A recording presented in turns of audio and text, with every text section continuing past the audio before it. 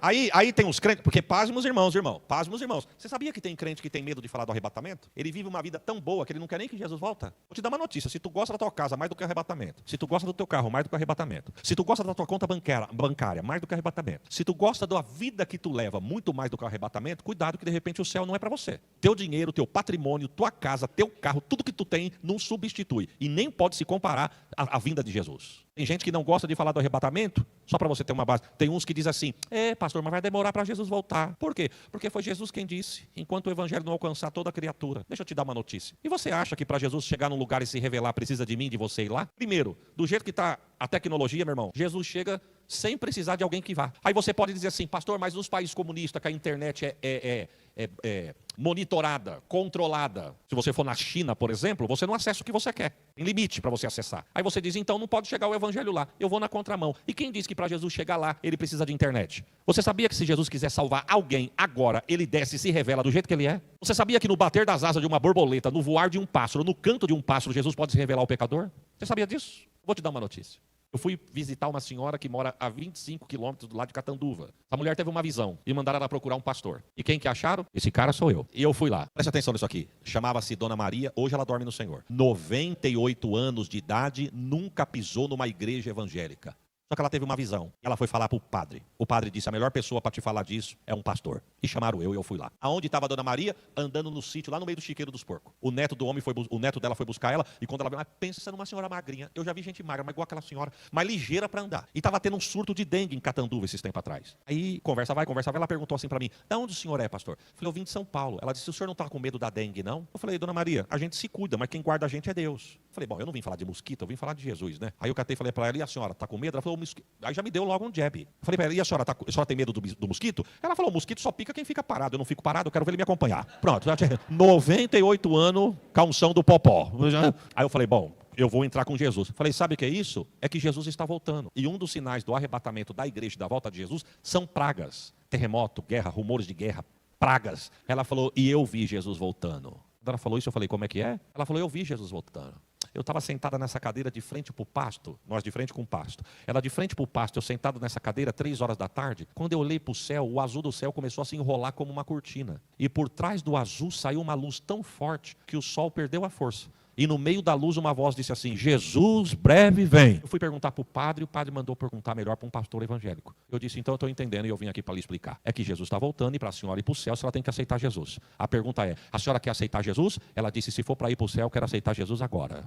Sabe o que eu quero te falar? É que ela nunca entrou numa igreja evangélica, mas Deus deu uma visão para ela que tem crente de 50 anos nunca viu. Jesus está voltando. A pergunta é, nós estamos preparados, irmãos? Não tem texto na Bíblia que fala melhor da Trindade do que Gênesis 24, lá no Velho Testamento. Quando eu falo de Deus, eu falo de Abraão. Quando eu falo de Jesus, eu falo de Isaac. Quando eu falo do Espírito Santo, eu falo de Eliezer. Quando eu falo de Rebeca, eu falo da igreja. E quando eu falo do camelo, eu falo dos obreiros. Nós somos os camelos. E é pesado levar a noiva do filho do homem. Mas nós temos que levar. Agora preste atenção nisso.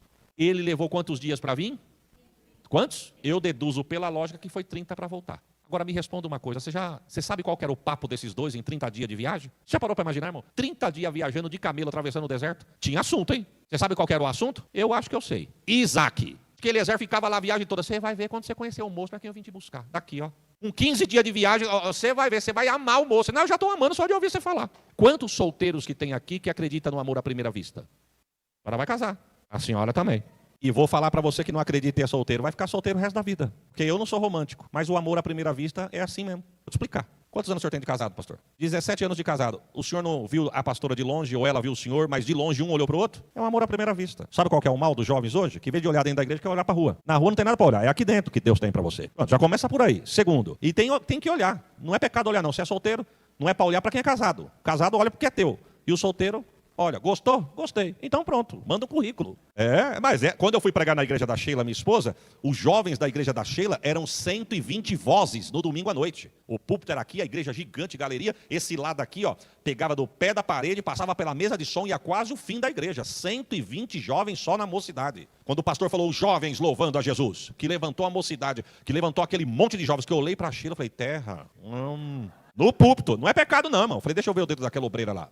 Não tem nada no dedo, não tem aliança, eu vou colocar o meu nome nela. E coloquei mesmo, pus ela no meu nome. Mas começou através de um É claro que do olhar para a chegada eu trabalho, porque a primeira barreira que eu tive foi minha sogra. Nunca contei isso em lugar nenhum. Um dia eu fui na oração da igreja e a Sheila estava. E eu estou aqui só. Aí vem uma senhorinha falar comigo. Pastor, eu era evangelista na época, mas ela me chamou de pastor. Falou, pastor, eu ouvi falar que a igreja, o senhor pediu oração para a igreja, porque o senhor vai pregar na Bahia. Eu falei, vou sim, irmã. E a Sheila andando para lá e para cá, que já tinha acabado a oração. E ela aqui me enchendo, eu louco para dar parte do senhor para a irmã, e ela aqui na minha cabeça. E eu tentando dispensar aquela senhora. Falei, irmã, eu conheço, eu tenho um parente na Bahia, viu? Eu vou orar pela viagem do senhor. Tá bom, irmã, obrigado, viu?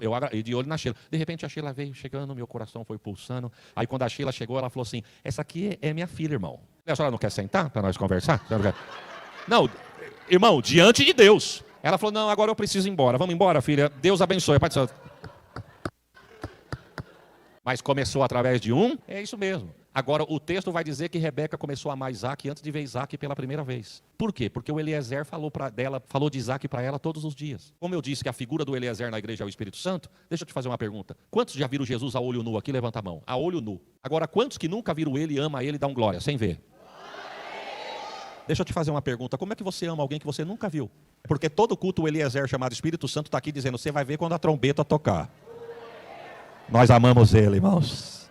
Resumindo, ela monta no camelo e parte para a terra de Abraão. 30 dias. De longe, ela vê Isaac. E ela já sabe que é Isaac. Só que ela quer tirar prova. Ela desce do lombo do camelo, vai na orelha de Eliezer e diz, Eliezer, quem é esse moço que vem vindo ao nosso encontro? E o texto diz assim, e subia Isaac pelo caminho da oração. Ele vinha vindo da oração. E o texto diz que quando ela olhou de longe, ela falou, é ele, é ele. Ô, irmã Rebeca, como a senhora sabe que é ele? Porque faz 30 dias que esse homem está falando dele. É ele. Você quer ver? Ô, Eliezer, quem que é esse moço? Esse moço foi para ele que eu fui te buscar. É ele mesmo. Ela sobe no camelo, abaixa a cabeça, cobre a cabeça com véu, sinal de reverência. E a Bíblia diz que ele não vai tomando posse da moça, não. O pai sai da tenda, recebe a noiva, pega o filho e introduz o casal nas recâmaras do pai. Porque tem um hino, e eu encerro aqui, que diz assim, então me leva à sala do trono, mostra-me a tua beleza, eu quero ver tua face, ó Deus. Sabe, irmãos, eu vou encerrar devagar e pausado. Eu já estou com quase 50. Eu não tenho mais aquele pique de jovem que nos últimos 5 minutos fervia para a igreja explodir e da igreja dando glória para o pastor. Se você não deu glória em 2h30 de culto, não é agora que você vai dar glória. Mas eu encerro a minha fala dizendo, Jesus está voltando. Você está preparado, irmão? Se a trombeta tocar agora...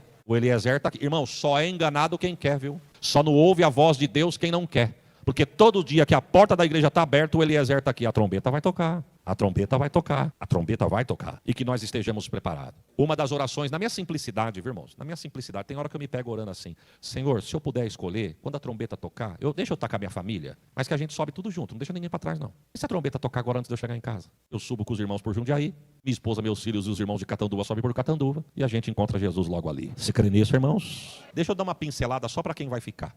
Eu não vou falar o que vai acontecer para quem vai subir. Eu vou falar para quem vai ficar. A trombeta tocou, a igreja sumiu. O mundo já está preparado para dizer que um povo atrasado foi tirado da terra. Nunca vimos muito quanto nesses últimos dias dizer que existe vida além da terra. Que estão recebendo visitas de extraterrestres. Que pessoas serão abduzidas da terra. Não se espante com isso. É uma heresia? É, mas é um palco do anticristo para se preparar quando a igreja sumir. Certo? Um povo atrasado, que atrasava, saiu daqui. A Bíblia diz que Deus vai mandar 7 anjos tocar 7 trombetas. E cada toque da trombeta haverá a abertura de um selo. E cada selo aberto haverá o derramar na terra pragas, tarsas e ais com a ira de Deus. A Bíblia diz que para aquelas pessoas que não se arrependerem, não aceitarem Jesus, ficarem, as pragas do Apocalipse, uma delas, em forma de saraiva, vai cair sobre a cabeça do homem. Uma saraiva vai pesar de 42 a 60 quilos. Quando vem chuva de granizo, estoura telhado, estoura carro, estoura tudo. Imagina uma pedra de 42 a 60 quilos. Não é só saraiva. A Bíblia diz que o segundo toque, Deus vai mandar um anjo para ferir o sol. O sol, na profecia de Isaías, vai se esquentar 7 vezes mais. Haverá um calor tão grande na terra que Malaquias diz que os olhos do homem haverão de apodrecer diante da sua própria órbita. Zacarias disse. Malaquias disse, haverá um calor tão grande na terra que Deus não deixará na terra nem raiz e nem ramo. Mas não precisa ter medo, porque quem é crente, o verso continua dizendo, mas para vós que temeis o meu nome, nascerá o sol da justiça. Estamos preparados para este dia, irmãos? Jesus está voltando.